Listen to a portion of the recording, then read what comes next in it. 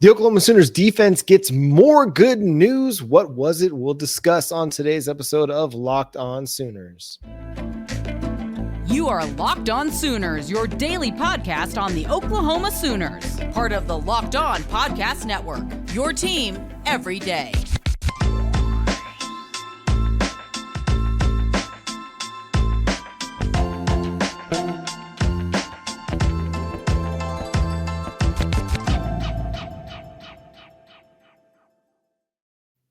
What's up, Sooner Nation? Welcome to Locked On Sooners, and thank you for making Locked On Sooners your first listen every single day. We are free and available on all podcast platforms and on YouTube. Hit that subscribe button and that notification bell to let you know when new episodes drop. My name is John Williams. You can follow me on Twitter at John9Williams. My buddy here is Josh Helmer. You can follow him on Twitter at JoshOnRef. You can also hear him Monday through Friday from 9 to noon on the KREF Sports app. And the defense continues to get good news in the offseason for the Oklahoma Sooners. Woodi Washington returning for year number 6 in 2024 with the Sooners, adding a starter, at the very least, more competitive depth to the defensive roster, Josh. Yeah, it's great news in conjunction with the other news you got in your secondary from Billy Bowman, obviously Danny Stutzman as well at linebacker, to get 3 starters' decisions to return to Oklahoma when you had professional aspirations or possibilities is no small thing. Here's Woodi Washington, who has been a 3-year starter for Oklahoma, obviously been around OU longer than that, was voted a permanent team captain for OU this past season, has played a lot of football. It's big news for Oklahoma as they make that first-year jump into the SEC. It is big news, and I know a lot of people are not as high on Woodi Washington as I might be, and I get that. He's a guy that, gives up plays. He's given up as many plays as just about anybody on the roster, but he's also made some really good plays. And there were times this season where he was your best cover guy, whether it was because Gentry Williams was injured or Kenai Walker was injured, or just because he was just playing really good football. I mean, he had some games where, okay, maybe there was a pass completed in his direction, but he shut it down and didn't let much happen after the catch. There have been games where, the Sooners defense got torched in the air. Well, against Arizona, that's one of those games where everybody just seemed to struggle to cover McMillan and Cowling. It was just a really good offensive attack from Arizona. But I think getting Woodi Washington to return gives you a safe floor at cornerback and gives you a guy with a lot of starting experience going into a conference that's going to have some really good wide receivers that you'll have to face. Is he the best corner Oklahoma's ever had? No, but he's a really good corner, and he's somebody that's providing a lot of leadership, a lot of experience as you continue to develop your young cornerback group. Yes, you've got talented guys in Jacoby Johnson and Josiah Wagner and Makari Vickers, Gentry Williams, but those guys aren't quite there yet. They haven't shown to be ready to be starters for you to play 850 snaps, which is what Woodi Washington did play and led the team in snaps on defense by 70 over Billy Bowman. So he had a game's worth more snaps than the second guy on the team in snaps. So that experience counts for something. It's the old Thanos and Loki back and forth where, Loki's trying to get Thanos to let him lead Thanos and Thanos's army to Earth because he's got the experience. And Thanos says, well, if you call failure experience, and Loki retorts, I consider experience. And you cannot discount Woodi Washington's experience. Can he be better? 100%, just like everybody on the defense. But just like everybody on the defense, we saw them take a significant step forward in scoring defense, in pass defense, even though it was still one of the kind of bottom 30 or 40 or 50, it was improved from what it was a year ago. So things are improving. If your young corners aren't quite ready to go as sophomores, you've got a really, really good option at one of your quarterback spots in Woodi Washington.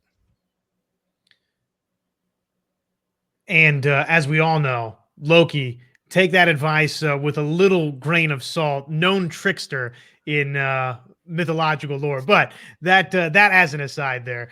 Obviously, what you said is true. Washington has played a ton of football, 202 tackles that he's made throughout his career. 2.5 tackles for loss was a career best this season.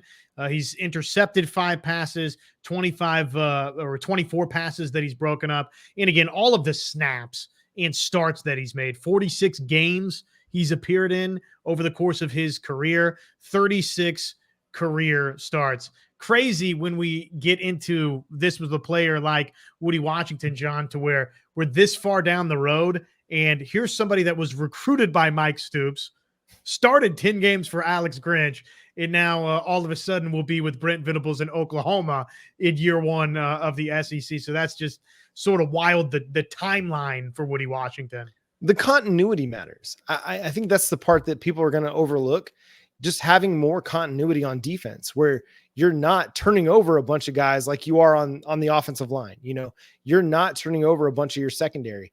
In fact, you're only losing maybe one guy out of your secondary that was a key contributor, and that was Key Lawrence. No pun intended.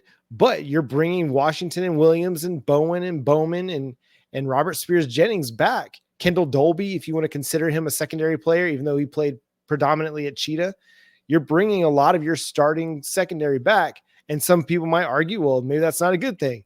But again, it's just progression. We saw a better Billy Bowman this year than we saw last year. We saw a better Woodi Washington this year than we saw last year. A better, I think we're going to see a better Peyton Bowen next year than we saw this year. So it's just a matter of progression. Woodi Washington's going to continue to improve. And again, if the pass rush improves for Oklahoma, how much better is the coverage?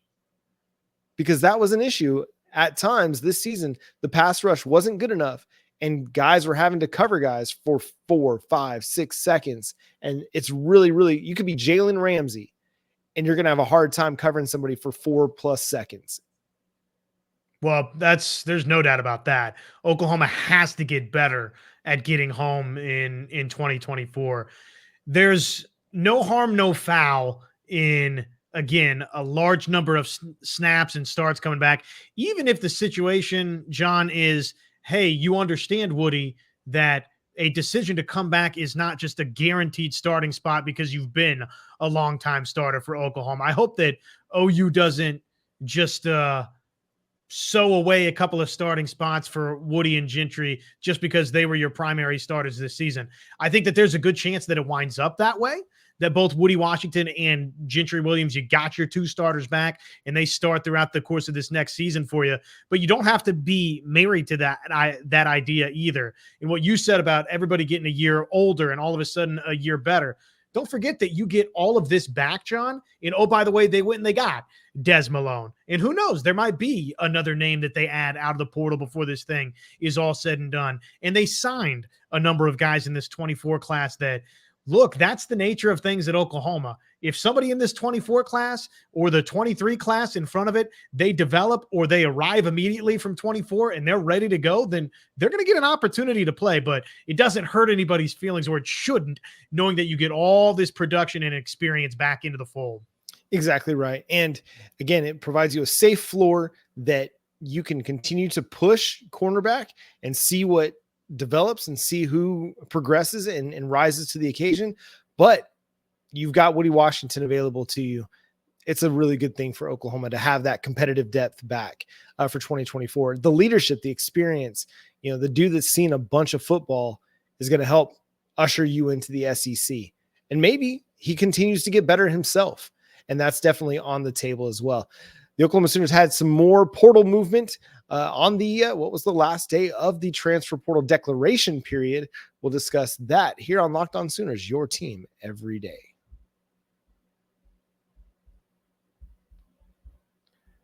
At the start of the new year, every small business owner is asking themselves the same question. What's the one move I can make that'll take my business to the next level in 2024? Well, LinkedIn Jobs knows that's your that your success all depends on the team you surround yourself with. That's why LinkedIn Jobs has created the tool to help find the right professionals for your team faster and for free. LinkedIn isn't just another job board. LinkedIn has a vast network of more than 1 billion professionals, which makes it the best place to hire. Hiring is easy when you have that many qualified candidates. So easy, in fact, that 86% of small businesses get a qualified candidate within 24 hours. It's why small businesses rate LinkedIn Jobs number 1 in delivering quality hires versus leading competitors. LinkedIn also knows that small businesses are wearing so many hats and might not have the time or resources to hire. Thankfully, with LinkedIn, the process is intuitive, quick, and easy. So go post your job for free at linkedin.com/lockedoncollege. That's linkedin.com/lockedoncollege to post your job for free. Terms and conditions apply. The Oklahoma Sooners had a little bit more portal movement here on the first couple of days of January. Well, they added another cornerback, this one a preferred walk-on at the moment in Jocelyn Malaka, coming out of Utah, returning back to the state of Oklahoma. This was a kid that camped with the Sooners back in 2021. So a little bit of a full circle moment. I think Brandon Drum is the one that kind of called it that for Malaka. So an interesting piece, a guy that's got a lot of size, committed to a Utah team that's got a really good defense and has shown to have some grit to it over the Kyle Whittingham years. This is a really intriguing option for the Sooners to add to their secondary and just kind of see what develops here. He's young, obviously, was a 3-star signee for Utah. And to listen to Parker Thune on the radio side today was kind of waiting for that Oklahoma offer. It never materialized during his high school recruitment. So here's somebody that's an in-state product originally was from Bethany, Oklahoma. And again, wanted to come to OU, it sounds like, but did not get that high school offer, went to Utah, has been primarily a special teams player, appeared in 5 games this year, really, again, all special teams work. But somebody that is that young, John, 6'1", is from the state of Oklahoma, values this opportunity as a preferred walk-on. We'll see if down the road it turns into a scholarship situation for Malaska, but obviously it excites you to think that, okay, you've went and added a little bit more defensive back depth, or here's something crazy. It's not a bad deal for Oklahoma to bolster their special teams a little bit too. So I like the idea of somebody that has been a factor in special teams elsewhere and in a program in Utah, John, that I look at and say, okay, they do a lot of little things right to cut corners and win football games. So I would imagine probably he's been coached pretty well on the special teams side. So even if it's just that type of role to start for Oklahoma, come on down. I love it. Yeah, it's important to bolster your special teams unit. I think it's the area that most people would look at for Oklahoma and think, okay, we got to get better on coverage, on returns, on punting and kicking. All of it's got to continue to improve. And so if you're bringing a dude in just to kind of help be a special teams ace for you, I'm not against that one bit. Again, he signed with Utah in the 2022 signing class. This was just as Brent Venables and his staff were coming to Oklahoma. So again, circling back a little bit to an in-state prospect who was the number 17 prospect in the state of Oklahoma, according to 247 Sports, and getting him to come back home. You add depth, you add a little bit of collegiate experience, even though he hasn't played a lot on defense. He's been in a system at a program that has a lot of really impressive athletes and really impressive players that he's going to continue to, or that he had an opportunity to develop against or develop with. So I like the addition. You can never add enough talent. And as a preferred walk-on, you're getting kind of almost a freebie at this point with somebody who has the collegiate kind of chops that he has. And we'll see, can he develop, can he, make the most of his, time on the roster and maybe earn a scholarship? We'll see. But to start, Malaska is just a good addition, a solid addition. We'll see where it goes from here, but you add a solid potential special teams player for your team. The other movement, do you have one more thought on this, Josh? Well, yeah. The other angle here for Oklahoma fans is their recruiting is younger brother too. Evanson Malaska, who is a class of 2026 kid, 5'10", buck 60. He's listed as an athlete, so I'm sure at Bethany right now, John, he's playing wide receiver, he's playing running back, safety, corner. I mean, he's probably all over the place when you get that athlete label this early in the recruitment. But he's already got his younger brother an offer from Oklahoma. He visited in June all the way back of 2022. So it's a long-standing relationship in terms of the engagement, both sides from Evanston to Oklahoma. And he's got some interest from Kansas too. So you get somebody that Oklahoma maybe missed on initially in his older brother, Jocelyn Malaska, who, oh, by the way, not a bad name in Sooner lore. That could bode well for Oklahoma also. And who knows, maybe this down the road also kind of gives you that little inroads with younger brother as well. Would it be weird to put Malaska in 78 as a defensive back? Hey, all of the good juju, right? Why not? If you're not familiar, 78 is the number Jocelyn Allo wore during her time with the Sooners. The other portal movement that we've seen from Oklahoma, Blake Smith, the tight end, entered the transfer portal. Not too terribly surprising. Wasn't really utilized here in Norman very much, but at a position where you don't really have a lot of depth, you're going to be relying on Caden Helms, Bauer Sharp, incoming Devon Mitchell, and that's kind of where you're at. Tight end wise. So Blake Smith, who was supposed to come in and kind of take on that, the Daniel Parker role a little bit and be your run game tight end, it never really materialized. Didn't really do a whole lot in the receiving aspect of the game. So it's not too terribly surprising to see him hit the portal necessarily. You'd like to have a veteran in your tight end room if you could have one. But honestly, if you're not providing much in the way of the passing game, I'd rather just go with a young group of guys and then just see if those young guys can kind of take a step and become big time players for you. Well, and Oklahoma doesn't want to absorb a scholarship with somebody that is an older guy that's not impacting the equation. So best of luck to Blake, who's been a couple of places now and looks like it's going to be a third destination for Blake Smith. Seemed to help out a little bit in the run game for Oklahoma, but obviously the Sooners, that whole position group, it just wasn't what Oklahoma wanted in 2023. They need more out of it. And if you can't do both, John, I do think it's going to be hard to stick at Oklahoma. Now, granted, if you're the greatest run blocker of all time, then okay, maybe it'd work out, but probably Oklahoma's looking for a little bit more in the way of versatility. Yeah, played just 92 snaps over 8 games for the Sooners.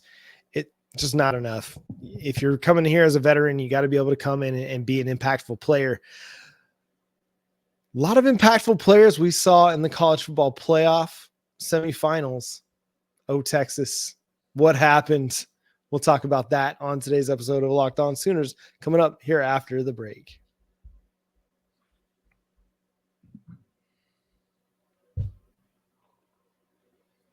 And don't forget to subscribe to Locked On Sooners wherever you get your podcasts. Again, free and available on all podcast platforms. Thank you so much for being a part of Locked On Sooners and helping make 2023 our best year yet. So excited for what 2024 is going to bring here on the show. We're with you every single day here on Locked On Sooners. So Josh, where should we start? Should we start chronologically or just jump right into Texas? You had your chance. And Steve Sarkisian and Quinn Ewers and Adonai Mitchell just could not come through there at the end. No, they couldn't. And I don't know why you run the little flat route they ran toward the sideline. Ridiculous. Other than you're just really hopeful it's going to totally catch Washington by surprise and you find your way into the end zone, but it clearly didn't work out that way.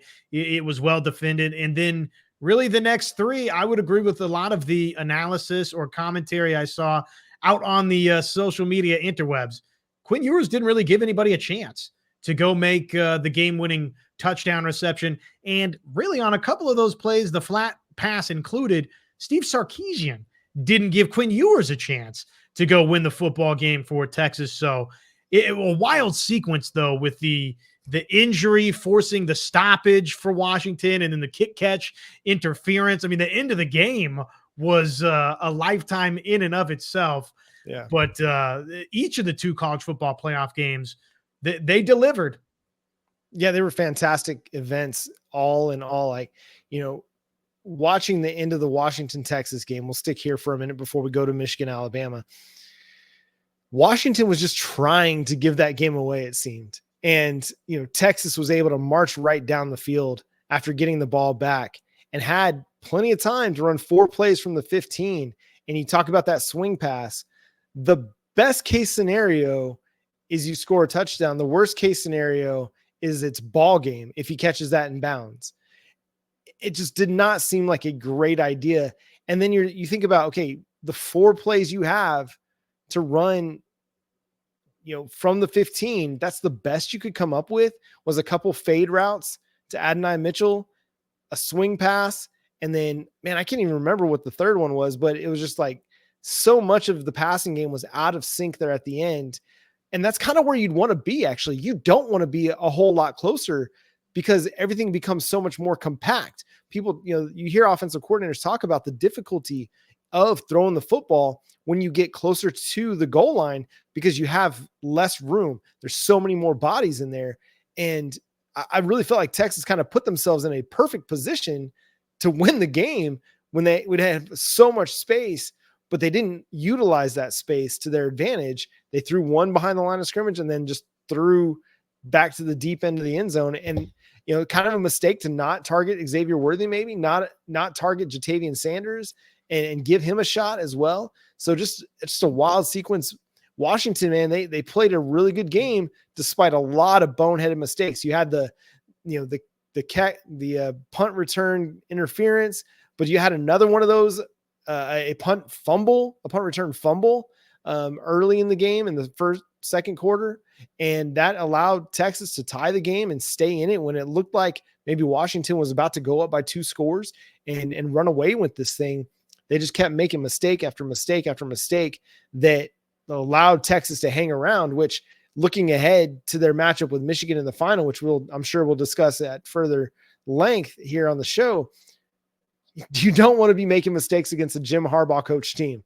That team is going to be very sound, very disciplined, and they're not going to give you a lot. So you can't give them free opportunities, free chances, turnovers. You can't do it. Otherwise, you're going to get beat really quickly. No, that's right. Yeah, and probably that's going to be what decides the national championship game. It was weird in the way that both Washington and Michigan win, and yet they made a number of mistakes. The first play of the game for Michigan looked like it was going to be an interception for McCarthy, and then obviously it was ruled out of bounds, didn't reestablish, and it got wiped. But they had a muffed punt in their game versus Alabama, and had the lead and had chances to maybe put the thing away in the second half. Offensively, couldn't get anything going. And then all of a sudden, Alabama's up by 7 points. Didn't feel like there was any way Michigan was going to drive down the field for a game-tying score. And sure enough, McCarthy and Corum and company, they found a way to late find just enough offense, and then in overtime again too. So it was weird in the way that both Washington and Michigan made some pretty critical errors and yet won each of them to get to the national championship game. So whoever can eliminate that in the title game is probably going to be crowned the college football playoff champion. I tend to lean Washington at this point. I know Michigan's the favorite pretty much everywhere you look, but to me, what Michael Penix Jr. did against Texas, the pinpoint accuracy in that he displayed, I just think that the quarterback's going to win out over the other quarterback. And it's almost frustrating in a way in a game that was so great for OU fans, right? Washington won the way in the college football playoff that Oklahoma was designed to try to win with Baker Mayfield and Kyler Murray. They did it with Michael Penix Jr. And I think they're going to win a national championship, John. And I even thought about this year. If you don't give away the games against Kansas and Oklahoma State, maybe you're playing Washington. Maybe, just maybe. Now, would they have gone as similarly? Would you be able to hang with Washington? Who knows? It's all hypothetical, but I don't think that Texas was that much better of a team than Oklahoma. Yes, they won the Big 12. Yes, they made it to the college football playoff. Yes, you lost to Oklahoma State and to Kansas. Really, you gave those games away. And yeah, it's a team that you look at and you're like, okay, that was an Oklahoma type of game right there. And then going back to Michigan real quick and some of their errors, the Rose Bowl, bro, in the first half, the sun was so bad. The visuals were so bad. It is not surprising that JJ McCarthy might have a rough start, or that you might have a punter or a punt returner struggle to field a punt. There was so much glare and the sun and the shadows. It was just a messy look on the broadcast. And I know everybody's like clamoring, at least old media types and Big Ten types are clamoring for the Rose Bowl to be a permanent, national title host. Nah, man, do not give me any afternoon games in the Rose Bowl. It does not look good on the broadcast. At nighttime, fine. Middle of the day, noon kick, fine. But that 3 p.m. where the shadows or the sun is just being blocked out and there's so many shadows on the field, it's just really, really hard to like watch the game. But still, the Rose Bowl is cool. College football is cool. I think we're going to have a really good national championship. And I hope this is what we're going to get when the playoff expands next year, is just a lot of close games. And I think we're starting to see, aside from Georgia's beat down of Florida State and Oregon's beat down of Liberty, you're starting to see more and more parity across college football. And it's going to make for a lot of really, really exciting matchups in the future. Yeah, we waited so long, outside of Oklahoma, Georgia, for a great series of college football playoff semifinal games. And last couple of years, it's been really good. Obviously, each of these two get into the debate about, was it right or wrong for Florida State to not get in? Was Georgia still one of the 4 best teams? We can have those debates. What we can definitively say coming out of it is both games were great. Both games were great. And hopefully, we'll see more of this going forward. You're going to get some of the opposite, though, too. I mean, that's the nature of playing more games, is on occasion there's going to be one more great game, and then on occasion there's going to be 3 more lousy games, because that's just the way the cookie crumbles. But what did you make of, at the end there, too, Alabama, 4th and goal, they run the football, designed quarterback run with Milroe? Man, it's so hard. I like Jalen Milroe, and I think he's a good player. But I feel like you got to give him a better option than that, than just a design quarterback draw. Yes, he's a really, really good runner. But if you're Michigan, that's what you expect, and that's what you take away. And it was kind of hard-headed of Tommy Rees and Nick Saban. And I read some of Nick Saban's quotes after. He expected them to load the box and try to stop Milroe, and he just thought, we could probably still beat it. We could probably still block it up and get him in there. And they weren't able to. And so that's kind of the hard thing to see, is like you didn't give him an opportunity to get to space. So, a play action bootleg where he's got a throw option, or could just run it in. To me, that gives him an opportunity to make a play, use his ability as a runner. And then if the run is not there, it's probably because you've got somebody open in the passing game, and you can try and make that play. To me, that would have set Bama up for more success than just a straight quarterback power.